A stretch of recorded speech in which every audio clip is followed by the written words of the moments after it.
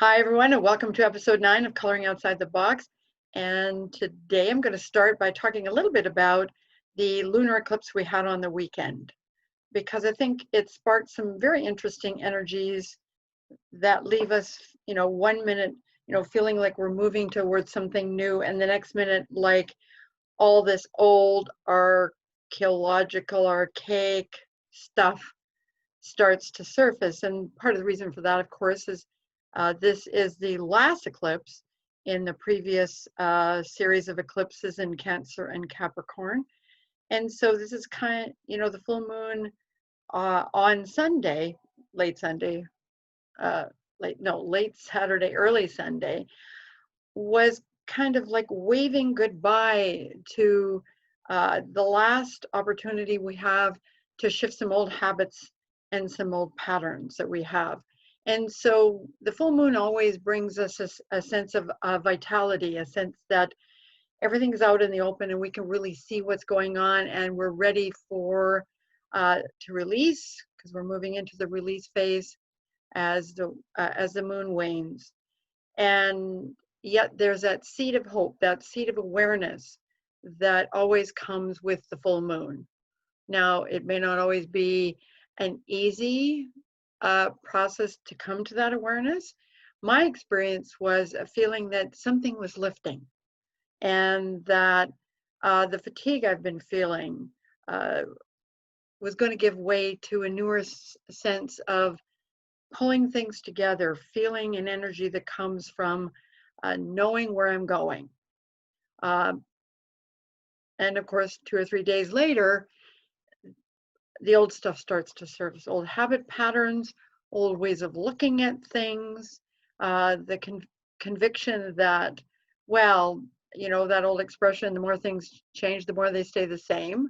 And of course, right now, I think that a lot of people wish that things were the same. And I get it, but it's, in this case, it is a wish. We are not going to return to life as we knew it. And so this leads me to talking about really understanding that, oh, for heaven's sakes, my brain just went dead. It went dead. Because it was right there, back of my head, almost on the tip of my tongue. And then because Mercury's still retrograde, and that's not just that, I could give you some other astrological reasons that pertain to my personal chart, but I won't bore you with those things. Even though my mind is really on astrology this week, as I prepare to do a webinar for ESAR, which is a large astrological organization that has, I was going to say outposts, but they're not outposts. Let's just put it this way, they're in a lot of countries. I think 121. I could be wrong. I could be making that up. Anyway, so, and while I was talking, my thought came back to me. So we're all happy about that, because nobody wants to listen to me bumble on for a while I try to figure it out. As you can see, I can be extremely self-deprecating. Anyways, so I think that part of the gift that we're dealing with right now, and the last of the dichotomy between the Cancer energy and the Capricorn energy, nurturing versus, doing what you're supposed to, the feeling realm versus the physical realm, it's an opportunity for us to grasp and to engage and to welcome, embrace that we can be human beings, not just human doings. Let that sink in for a second. Because, our happy little limbic brain tells us that survival is of absolute importance. And so we often are still operating in a survival instinct kind of way. And it's, part of nurturing oneself is really just allowing yourself to be, just to quietly sit and just be. And the moon guides us always to find that space and place inside us from which most of our life springs. Now, if we're thinking about it from an astrological perspective, the moon reflects the light of the sun. So that tells us that the moon is really, really important in terms of us being on the planet, interpreting and expressing and galvanizing the reasons why we're here. So whenever we have eclipse season, it is a time to take a look at our essential self and how we're going to express that essential self. So of course, from an astrological point of view, we go through cycles that it's a large, I think, 18 to 19 year cycle of eclipses that promote different aspects of our growth as human beings.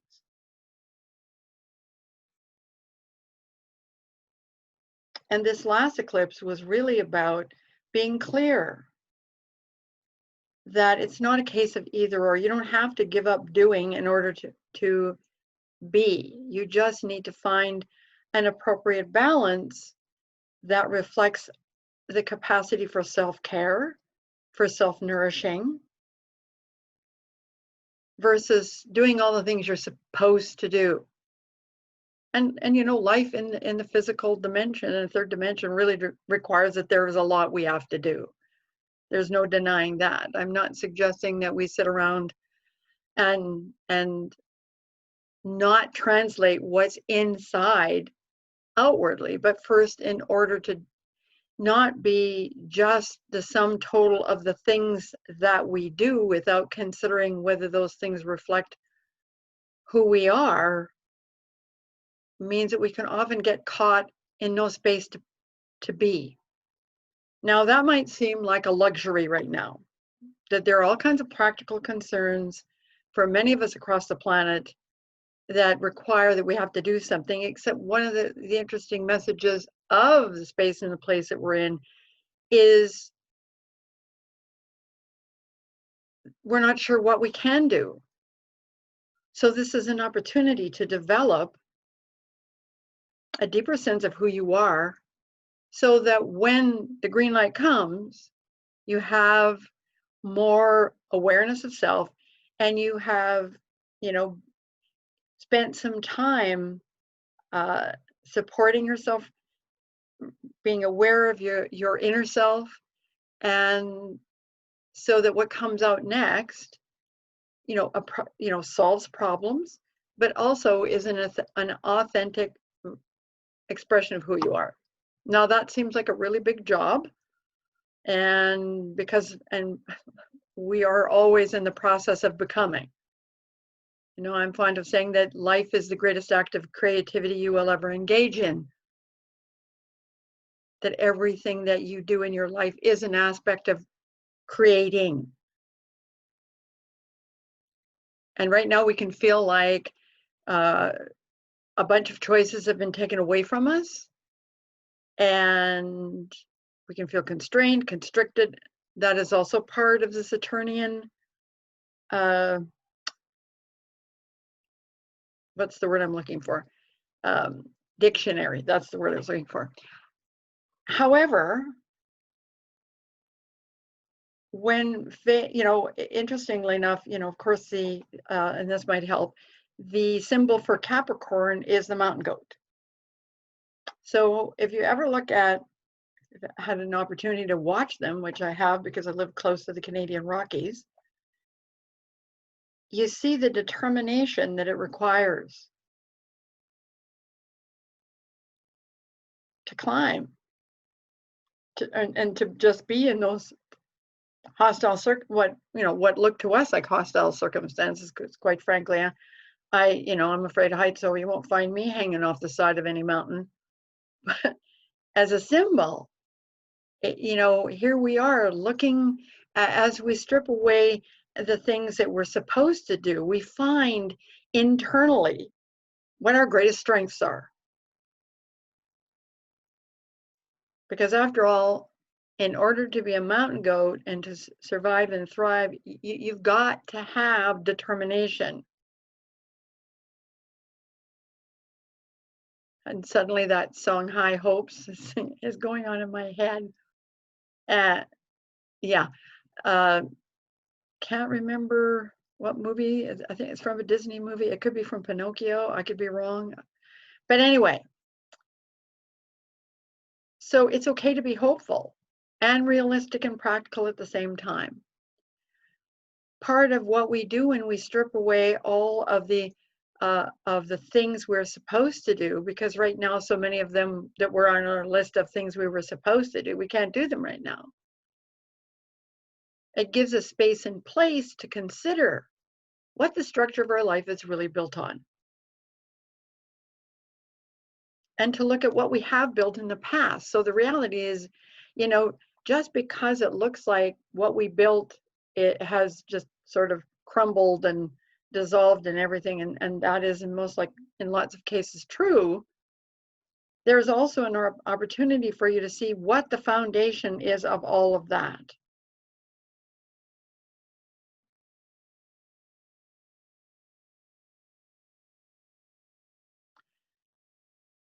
Because there is a foundation. It's not unlike looking at a house. The house is defined by its foundation. And you can renovate your house and you can add on to your house and you can do all kinds of things, but you have to have a solid foundation. I know that in the mid-90s, when I was suffering from post-traumatic stress disorder and clinical depression, the structure of my life essentially disappeared overnight.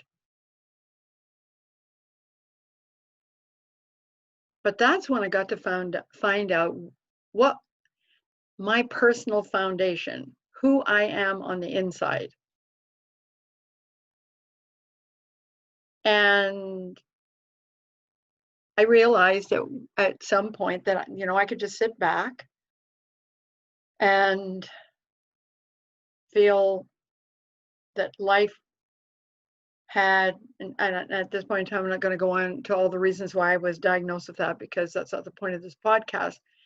It's just to let you know that, in circumstances like that, which is the closest thing I can come to in terms of relating to what some of you may be going through with COVID-19, there is always a light at the end of the tunnel. It's just that sometimes you have to create it.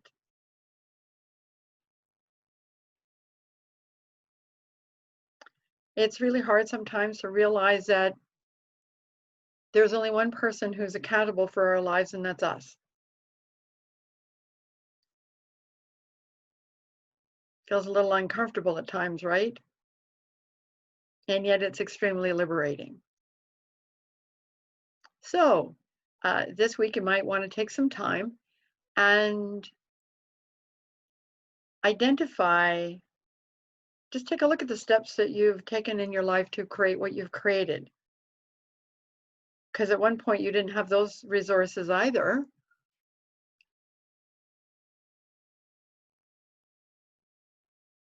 We humans really want always to be safe and secure. And the key to safety and security is to be secure in ourselves.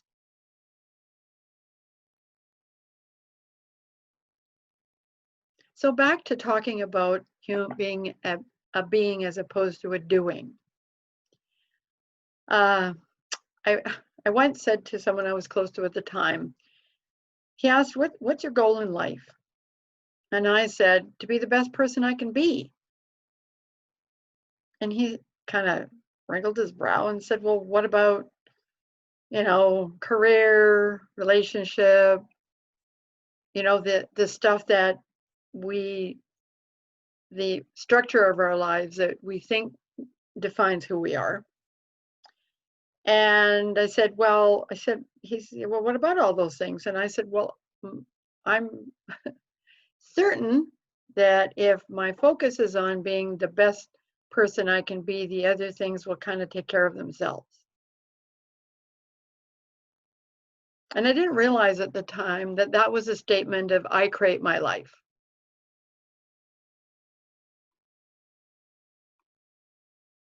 Now, often we want to get really, picky and nuts and bolts about that. I'm not saying that you create everything that happens to you, because shit happens. But what you do with it is the act of creation.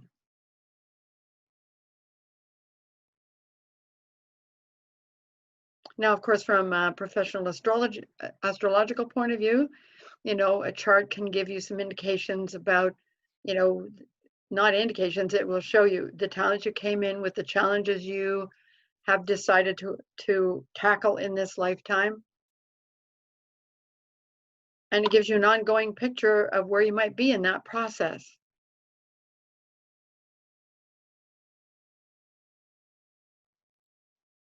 So when I'm talking, and that is a tool of creation as well. So when I say I create my life, what I mean is I have created my life. The experiences I've had are the raw material.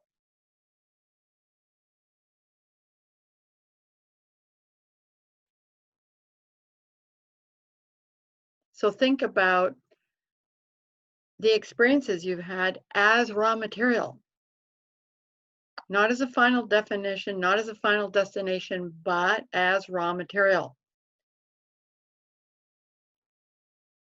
Move out of that need to put it in a category that says this is good or bad, right or wrong, a success or a failure. And just go to, okay, this is what it is. What does it show me about who I am?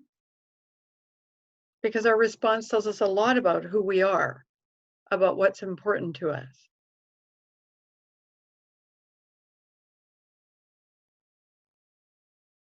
So as we end this eclipse cycle of Cancer Capricorn, and we move into a new eclipse cycle, we had a little bit of a taste of that last month with the full moon, it is time to bring together knowledge and wisdom, facts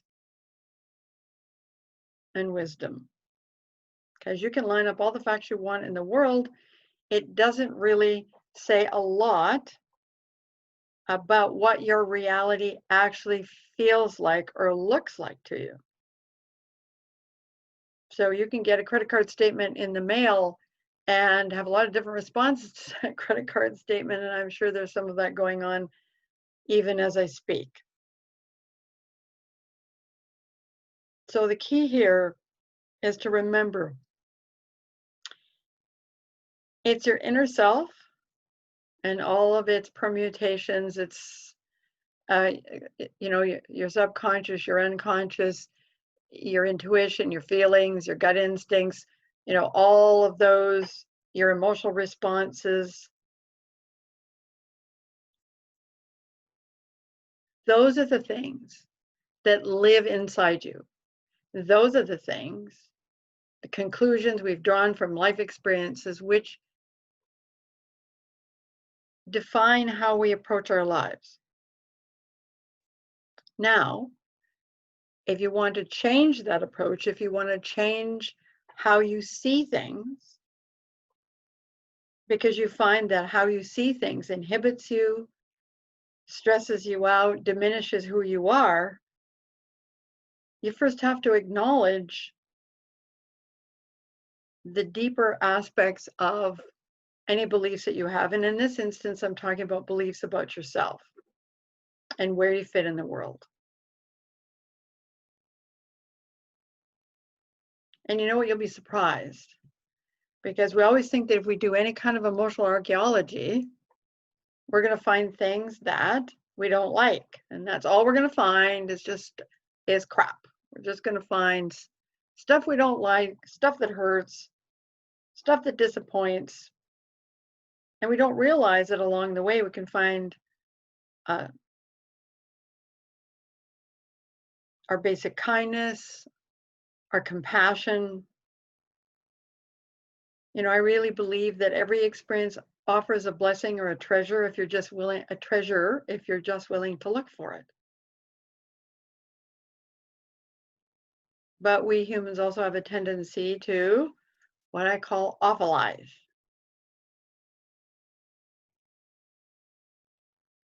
I think that pretty much explains itself. Anyway, so as this part of the growth cycle that's connected to eclipses comes to a close, it's important to, in a sense, you know, have examined structures in your life. Ask yourself whether those actually support you and nurture you, and not just you do them because you've always done them because you're supposed to do them because either you thought so or somebody said so or whatever. It's a time to really look at how we have, you know, in a sense, what extensions we built onto our house. You know, what is the house that we have built if we see our life as a house?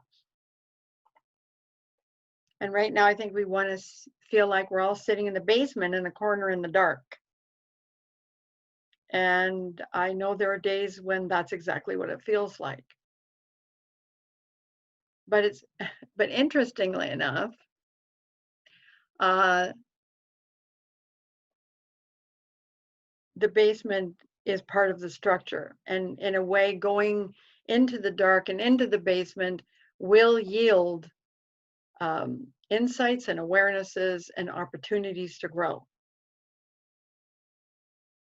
Anyway, I want to thank you once again for joining me, and just say that if you're looking for an exercise to do this week, and you might not be, just take some time and actually, you know, doing a meditation and starting with going to your safe place and just asking for some illumination on what your basement looks like, what your structure looks like.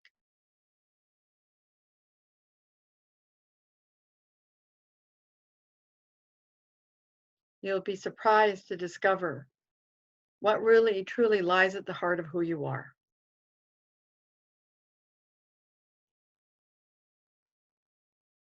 So, on that note, I will once again say goodbye for the second time and say I look forward to you joining me next week, and topic to be announced on the day of, as is usual. Anyways, hope you're all well. Take care. Much love. Bye-bye.